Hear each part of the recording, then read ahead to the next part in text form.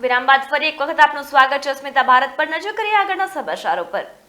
વાત કરીએ બનાસકાંઠાની તો બનાસકાંઠાના અંબાજીમાં કૈલાસ ટેકરી મહાદેવના 88માં પંચદિવસીય પાટોત્સવનો પ્રારંભ થયો છે।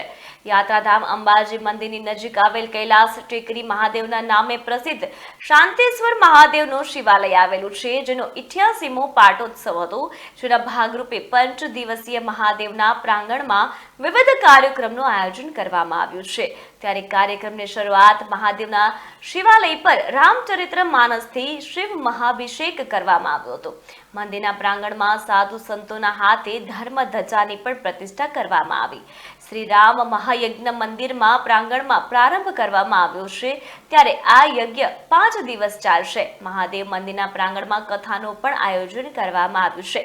ત્યારે અંબાજી મંદિરથી જ્યોત પ્રગટાવીને મંદિરના શિખર ઉપર ધજા ચડાવી માં અંબાના ચરણોમાં પોથી યાત્રા નીકળવામાં આવી હતી અને મહાદેવના સાનિધ્યમાં રાત્રિના સમયે ભક્તમાલા સત્સંગનું આયોજન કરવામાં આવ્યું છે।